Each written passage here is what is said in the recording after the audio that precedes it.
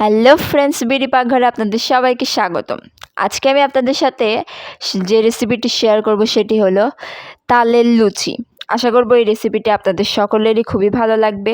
তাহলে চলুন শুরু করা যাক আমার আজকের রেসিপি।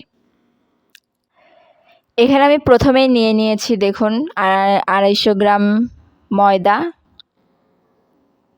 এর ভিতরে এখন দিয়ে দেব আমি পরিমাণ মতো লবণ। লবণ দেওয়ার পর এখন দিয়ে দিচ্ছি আমি পরিমাণ মতো একটু চিনি। লবণ চিনি দেওয়া হয়ে গেলে এর মধ্যে আমি এখন দিব রান্নার রেগুলার তেল। সব কিছু দিয়ে এখন ময়দার সাথে এটাকে আমি খুব ভালো করে মিশিয়ে নিব। দেখুন এভাবে হাত দিয়ে খুব ভালো করে আমার এটাকে মিশিয়ে নিতে হবে। যতক্ষণ না এভাবে দলা পেকে আসতেছে এটাকে আমার খুব ভালো করে মিশিয়ে নিতে হবে। যখন এরকম দলা পেকে যাবে তখন মনে করবেন আমার ময়দার মেশানোটা হয়ে গেছে। এবার আমি এর মধ্যে দিয়ে দিব, দেখুন এখানে আমি তালের পিউরি রেখেছি 1 বাটি। এটাকে আমি একটু গরম করে নিয়েছি। এটাকে এখন আমি এই ময়দার মধ্যে ঢেলে দিব। তালের পিউরিটা আমি এর মধ্যে ঢেলে দিলাম। এবার হাত দিয়ে এটাকে খুব ভালো করে আমি মিশিয়ে নিব। তালের পিউরিটা অবশ্যই একটু গরম গরম আমার মেশাতে হবে, তাহলে পুরিগুলো আমার একটু নরম হবে।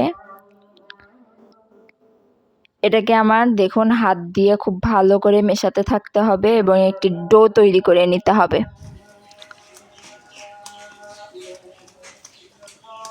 মেশাতে মেশাতে এটা একটা ডো তৈরি হয়ে আসবে।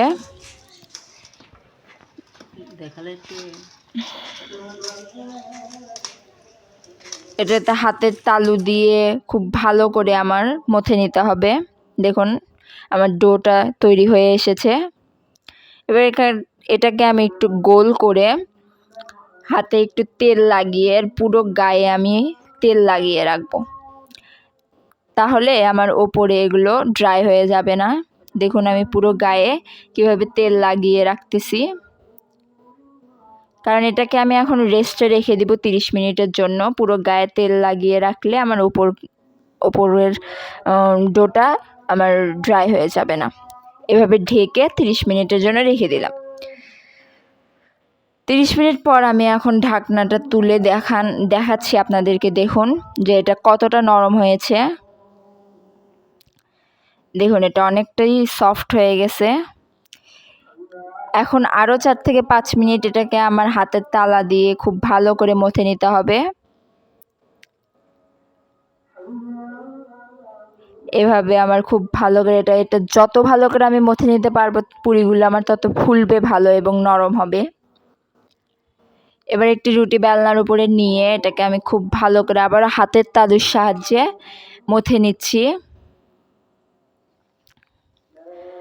মথে নেওয়া শেষ হয়ে গেলে এটাকে এখন আমি ছোট ছোট করে লেচি কেটে নিব। দেখুন এখানে ছোট ছোট করে লেচি কেটে নিয়েছি। এগুলোকে আমি এখন সুন্দর করে গোল গোল করে নিব।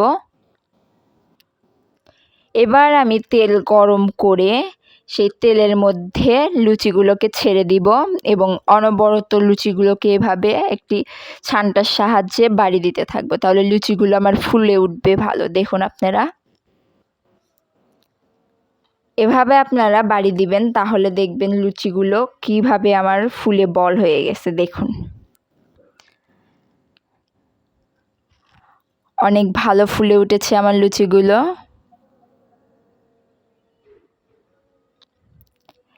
এবার আমি এটাকে তুলে নিচ্ছি।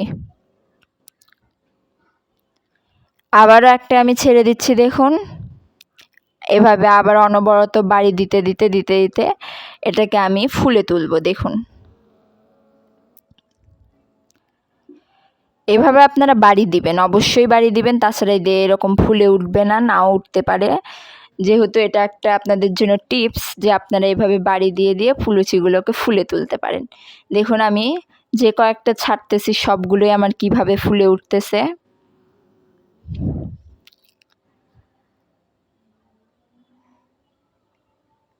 আপনারা যদি এইভাবে আমি যেভাবে আপনাদেরকে বললাম সবগুলো এইভাবে ফলো করেন, অবশ্যই আপনাদের ফুলকো ফুলকো লুচি এবং নরম হবে।